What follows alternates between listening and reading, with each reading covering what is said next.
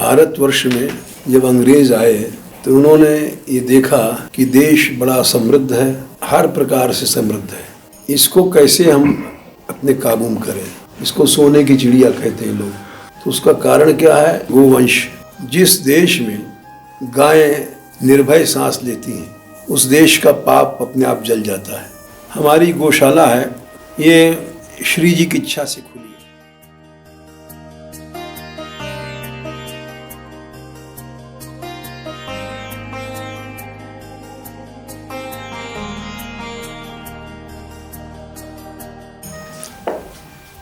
भारतवर्ष में जब अंग्रेज आए तो उन्होंने ये देखा कि देश बड़ा समृद्ध है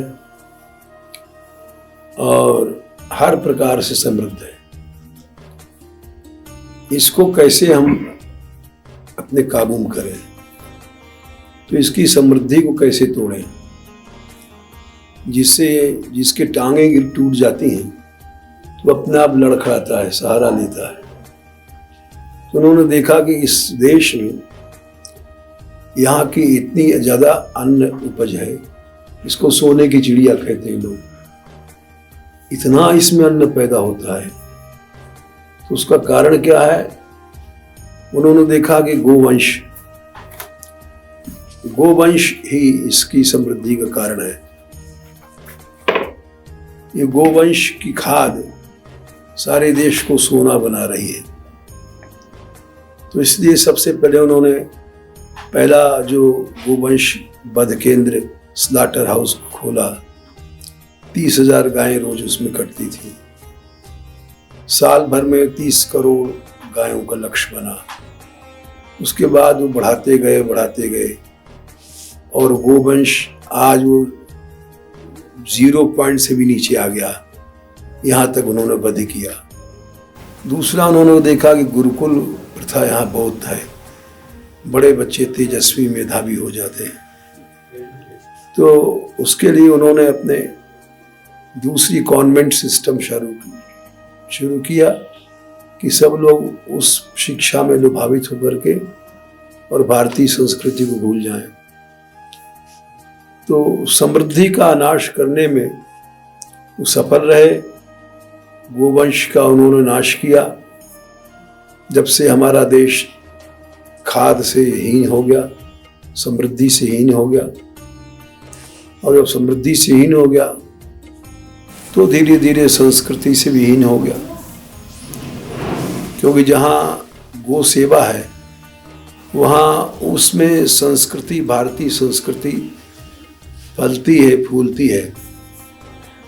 च्यवन ऋषि ने कहा था महाभारत में नहुष से कि जिस देश में गायें निर्भय सांस लेती हैं उस देश का पाप अपने आप जल जाता है।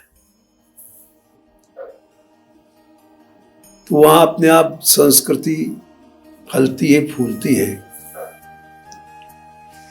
इस कारण से वो विश्वास लोगों में नहीं रहा और हमारी सांस्कृतिक नाश भी हमको प्राप्त हो गया। सबसे पहले गोवंश का नाश कर रहा है। एक वृषभ 3 टांग टूट गई है, चौथा भी तोड़ने वाला है।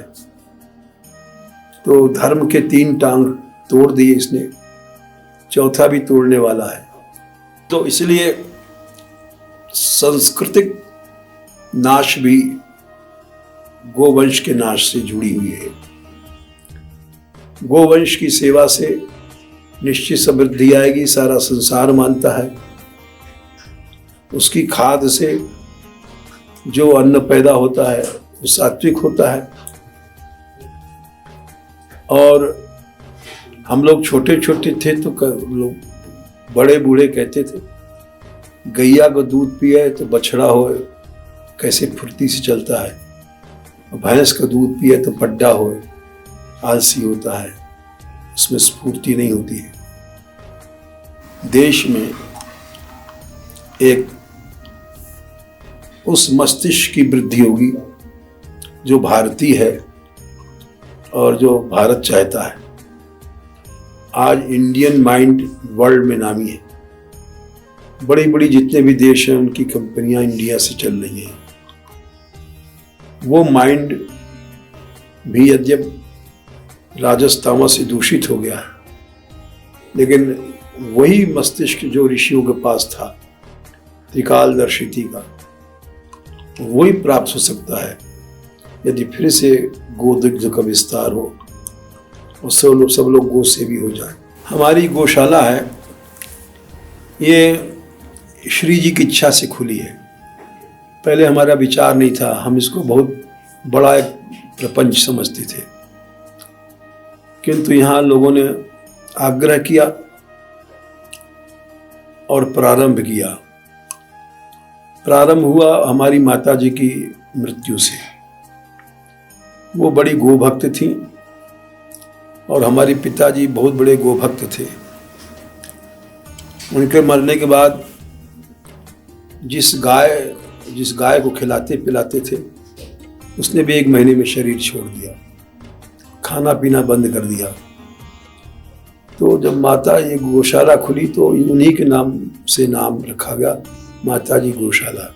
तो एक तो जो अनाथ गायें थीं जो कटने के जार नहीं थी, उनको बचाया गया, वो पुण्य था।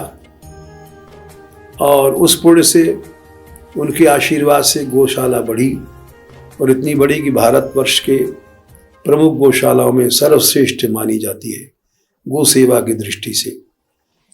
यहाँ के सब कर्मचारी ईमानदार हैं और गो भक्ति का अंश लेके चल रहे हैं, इसलिए बढ़ रही है। तो भावना ही एक फल देती है। हमारे यहाँ जिस भाव से लोग काम कर रहे हैं, प्राय गौशालाओं को लोगों ने व्यापार बनाया लिया है, उसका पैसा इधर उधर मिसयूज होता है।